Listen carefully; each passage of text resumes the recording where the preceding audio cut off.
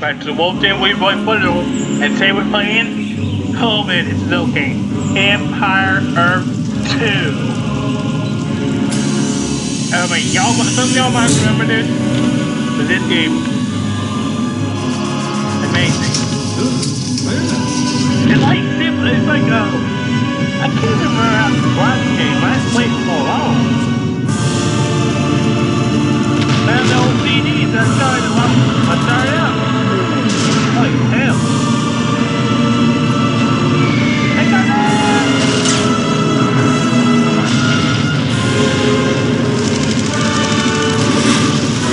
holy. Yep, screwed.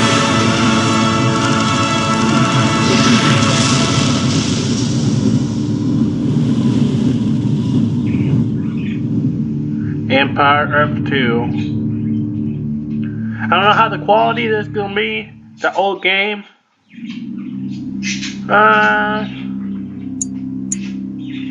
Price. Let's go with the beginning. I haven't played this so long. There's multiplayer, single player. There's even a campaign.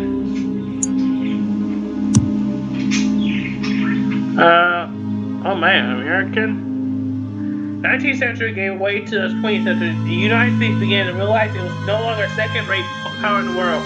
The only way to begin to play an important role in the world stage would soon come to dominate it. Along the way, its commitment to liberty and peace would slowly be tested. Would be the United States would be uncontested leader as the world moved to the 21st century. The challenges that waited there, however, would drastically prove just how lonely it is at the top. Man. From the beginning to the end.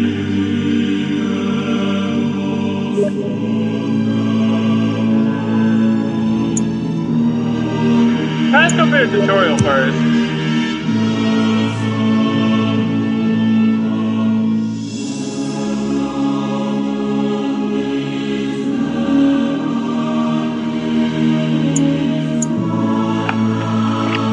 One second, people.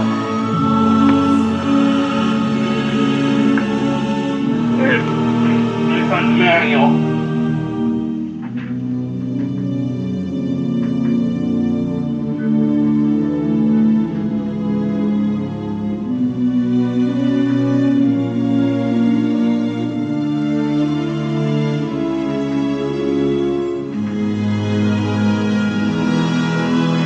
Here's the manual.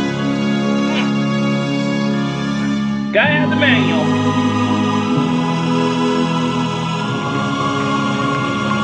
Right, dude, this game's so old, it's on CD. No digital downloads. Who even uses CDs anymore, am I right?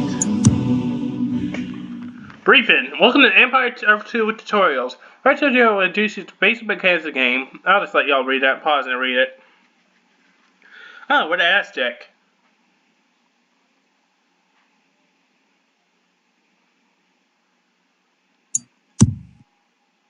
Oh, history.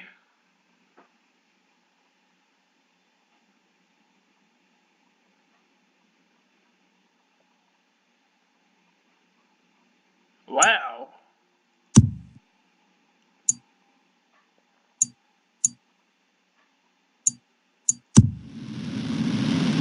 This is the Mission Objectives panel. This screen displays the locations and details of each objective you are given during the course of a mission. When a new objective appears, a flag will sometimes be placed on the map to indicate the area where the objective can be completed. Information about an objective will always appear first in this dialog box. Left-click the Close button to continue. Place your mouse cursor over the flag that has just appeared and notice how the text on the right-hand side of the screen becomes highlighted. This is the objective that is associated with this flag. If you hold your mouse cursor over the flag long enough, a helpful tooltip will appear that explains the objective in greater detail. Tooltips offer useful information about almost any object found in the game and can be accessed just by hovering your cursor over anything you see. This screen also offers other useful information about your current mission. Located below your objectives is the information button. Click it. Clicking the briefing button will display the introductory mission briefing text. The history button provides historical background relative to the current mission, and the hints button provides clues about the best way to accomplish your objectives if ever you become stuck. You can also pause and unpause the game at any time by pressing Shift Pause. Now press the Close button and press the Tab key to exit this screen. You can also get helpful information about every aspect of Empire Earth 2 by opening up the Empire Earth Encyclopedia. Go ahead and open it now by clicking on the icon in the upper right part of the screen. From here, you can gain detailed information about any part of the game just by clicking the related topic on the left side of the screen. Feel free to return to browse through the topics as long as you'd like. When you are ready to continue with this tutorial, close the encyclopedia by clicking the large X at the bottom of the screen. By going into the Empire Earth Encyclopedia, you have also accomplished an objective. At any point during the scenario, if you are unsure what to do next, you can check your current objectives by going back to the Mission Objectives panel. Left-clicking the Objectives button located to the right of the epoch display in the top center of the screen will take you there. The Objectives button looks like a flag and flashes whenever your mission objectives are updated. You can also call up previous text messages or voiceovers by pressing the H key. Check your updated mission objectives now by selecting the icon or pressing Alt-O. Your next objective is to select a citizen, so let's go back to the main screen now. Press the Tab key to exit this screen. Now, please select one of your citizens by left-clicking on a unit in the middle of the screen. Look at these old graphics. Now look at the information provided in the Unit Information panel located in the bottom center right portion of your screen. The panel will provide valuable information such as hit points, attack rating, and engine speed on any currently selected object.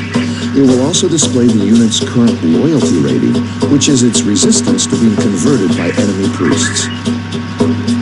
The panel to the left of this one is the Unit Action panel. This lists all the abilities available to the selected object, including construction options, behaviors, special actions, and special powers. There are also other ways to select units besides left-clicking on them individually. You may also hold down the Shift key while clicking on different units to select a group. Other ways of selecting groups include holding down the left mouse button and dragging diagonally across the group to create a selection box. Releasing the button selects the units in the box. You may also double-click on a certain type of unit to select all units of that type on screen. Experiment with this now. Now, with your citizens selected, right-click near the rocks on the screen. I will. Wow! I mean, these graphics are old, but they're Good. nice.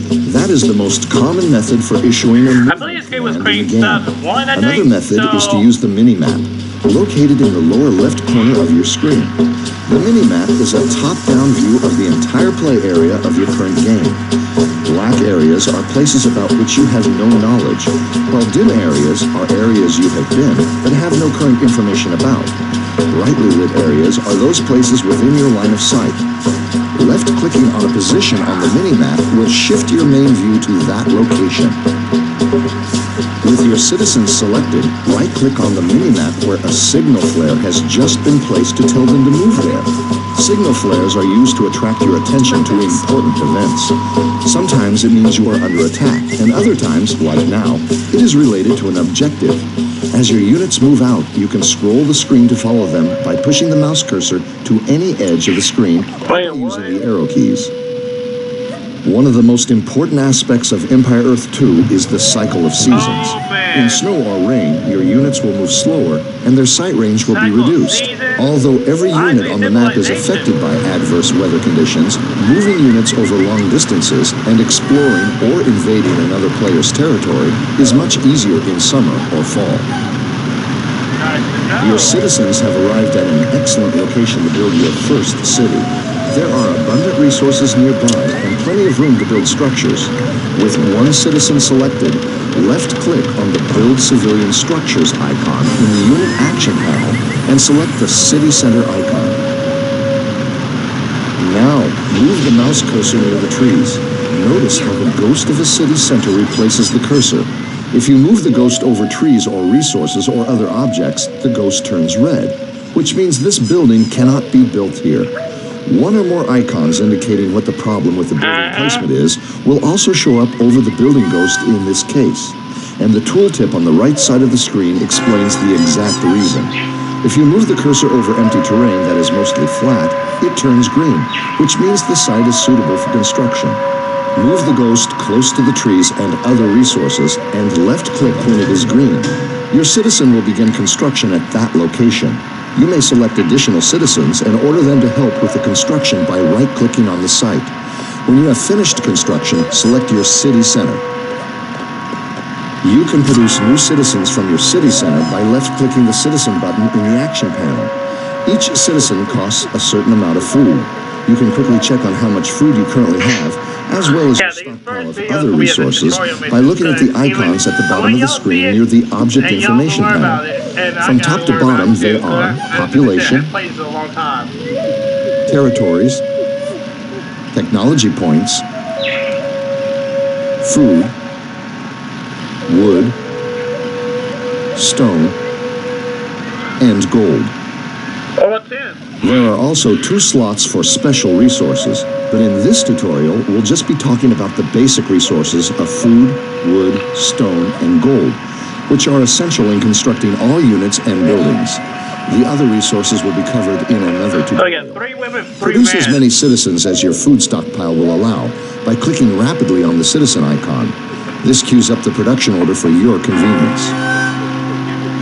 Alternatively, you could order 1 or more citizens and then hit the cycle production button so that this building will keep producing what you initially ordered as long as there are resources for it. Each citizen that is produced contributes 1 point toward your current population level. Some units contribute more than 1 point.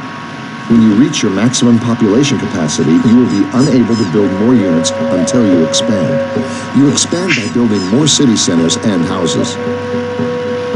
As your citizens are produced, you can order them to collect more food from the nearby forage bush and gold from the nearby gold pile by selecting them and right-clicking on the appropriate resource. Citizens are the only units that can gather resources. They will gather as much as they can from that resource pile and carry it back to the nearest city center or warehouse that you own. Alternatively, you can select the Set Rally Point icon in the action panel of your city center and then left-click on a nearby resource. Your citizens will now begin to harvest that resource as soon as they are produced. Additionally, you can find and select idle citizens in order to give them tasks by clicking the Idle Citizen button, located second from the left under the minimap. As a further shortcut to this, you can assign citizens to resources in a very general way, just by clicking on a resource in your resource stockpile display in the lower central portion of your screen. Right-click to pick up a citizen from that resource, and left-click to assign an idle citizen to it. Now, gather 100 food, 100 stone, 100 wood, and 100 gold.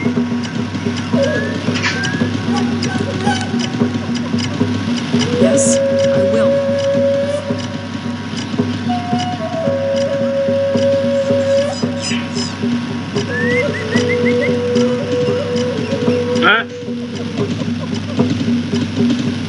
Pretty awesome.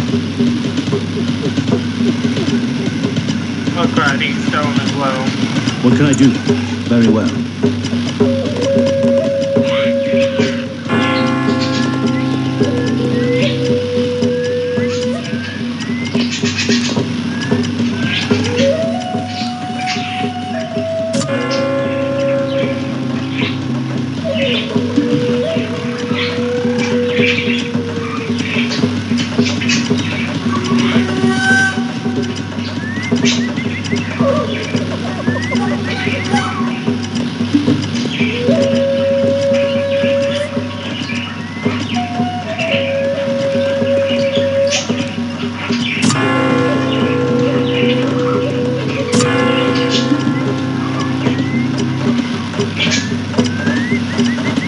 Ready. I'll do my best.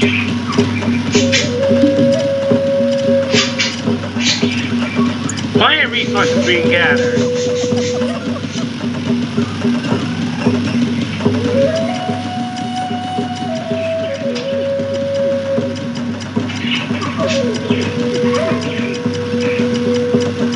Excellent. Now select your city center again and produce a scout.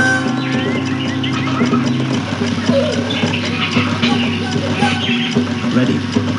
Right away.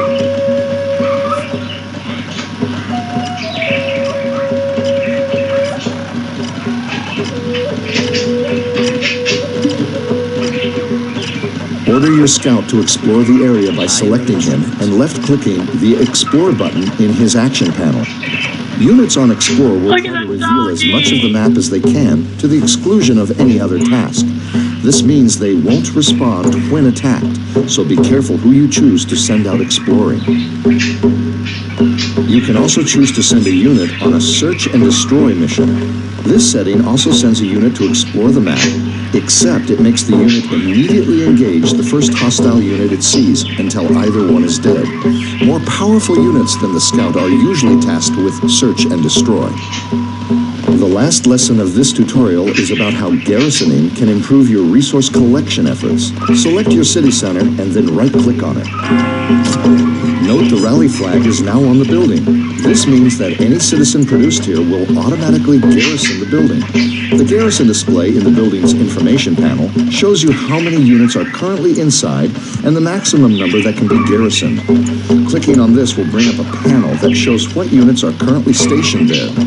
Build a citizen now or select one of your other citizens and have it garrison the city center by pressing the G key and left-clicking the building. It's very nice.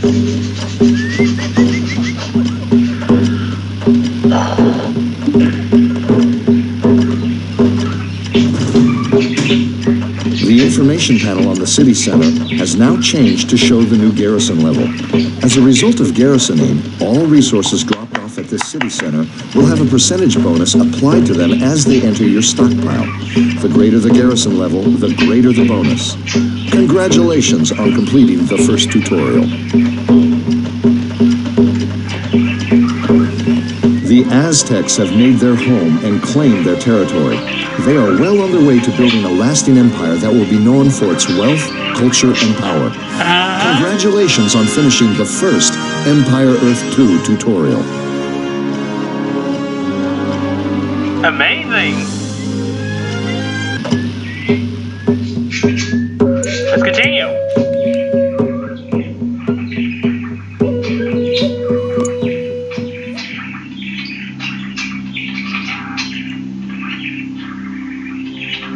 I spy airplanes.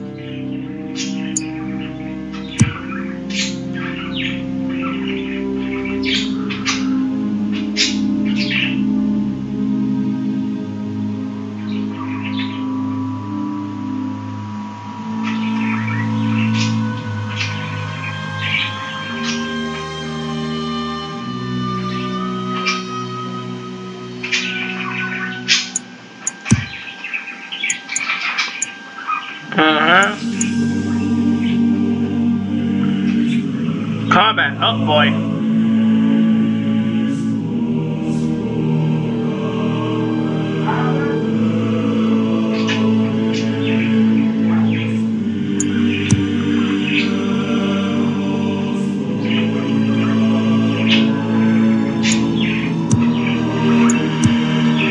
Your civilization has grown beyond the borders of Tenochtitlan itself, and your people are now not just a city, they're a nation. In order to help defend your far-flung empire, you will have to build roads, walls, and fortresses. Exit the screen by pressing the Tab key, and let's get started. You can press the space bar